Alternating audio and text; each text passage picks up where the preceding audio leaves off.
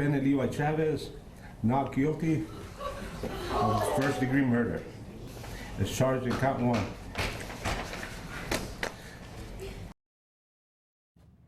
There you have it. Former Albuquerque cop Levi Chavez, a free man this morning in front of a packed courtroom and live on TV.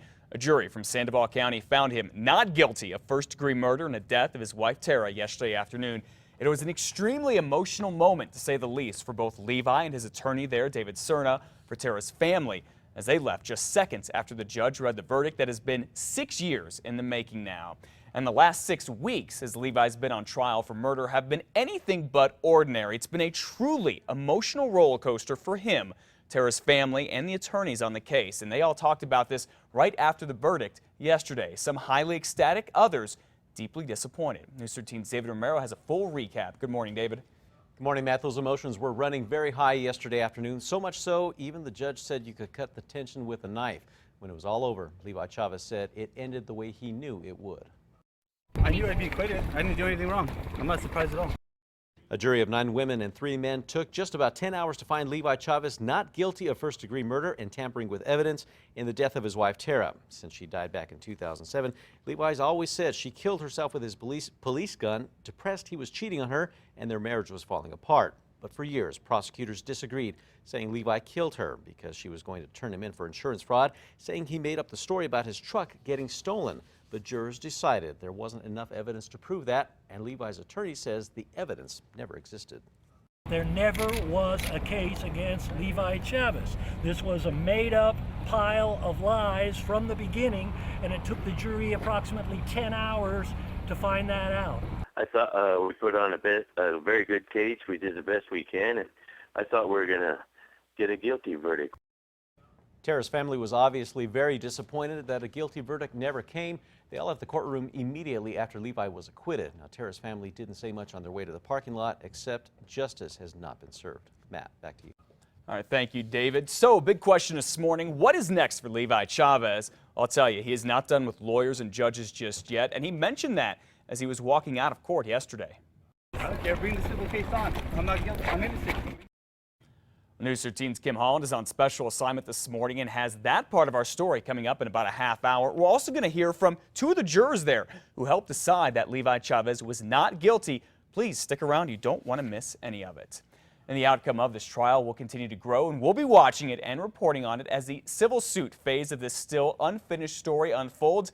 Keep it right here with KRQE News 13 and our website, krqe.com, for continuing coverage any time of the day. Well, at 5:04 now, new details in an accidental shooting of an Albuquerque cop by a fellow cop. Officer Scott Marr was hit in the leg when Sergeant Darcy McDermott accidentally fired her gun Monday night. The two were looking for what they thought was someone with a rifle at this building near Old Coors and West Central. Officer Marr has been treated. He's now out of the hospital. Sergeant McDermott, who's been with APD for 17 years, is now on desk duty while an internal investigation continues.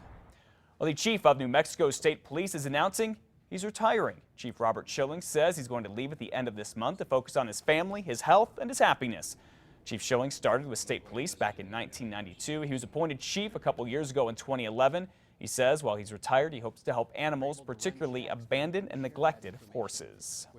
Well, remember yesterday we brought you the horribly sad story of a teenager in Albuquerque who killed himself this weekend after being bullied for years. Well, it turns out his is a troubling trend that affects a lot of children. Experts say parents should step in and look for any possible warning signs of suicide. These include depression, loss of interest in activities, changes in sleeping patterns, along with feelings of unworthiness. And if you're feeling like this, please talk to someone, get help. There are a lot of professionals out there. They're online. They're at a number of clinics, including the Agora Crisis Center, or call this number on your screen. It's the National Suicide Prevention Lifeline, 1-800-273-TALK. That's 1-800-273-8255. One thing that we want to be careful of is bullying alone does not cause suicide. Suicide is a complex issue that has many other contributing factors associated with it. So when we're talking about suicide, we want to talk about warning signs and risk factors and being attentive to all things that contribute to suicide, not just focusing on bullying. And here is another startling suicide statistic. According to the American Association of Suicidology, as of 2010, New Mexico ranked 5th highest in the nation for suicides. Well, vandals scrawled hateful graffiti on homes in a northwest Albuquerque neighborhood on Tuesday night. Take a look at this. 4 homes near Candelaria and Tramway were tagged with swastikas, racial slurs, and curse words. Some of it we're not going to show you. Vandals wrote on garage doors, mailboxes, even a home for sale sign there. And the front windshield on this guy's car was completely painted over. I mean, beforehand, it's been pretty quiet, a pretty nice neighborhood. We'll just be more alert. And if somebody wants to come back, we'll catch them.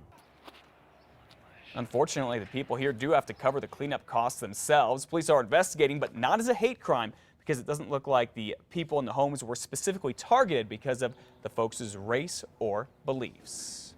Well, a real sign of the season this summer, more bears on the prowl in the Duke City. It happened, yet again yesterday morning. Police, game and fish, and a News 13 photographer, Mr. Terrence Seaman, all spent their morning chasing a pair of bears. Did you guys see him? That house right there in the corner is in the backyard. All right, Terrence has been bear hunting a lot this year. Game and fish officers say 2 bears were spotted in these neighborhoods near Tramway right as the sun came up. Officers hopped fences, they climbed walls, they ran the streets trying to track the bears down. Finally, in a neighborhood near Tramway and Comanche, there's a little guy on the run right there. They got a good view of one of them. All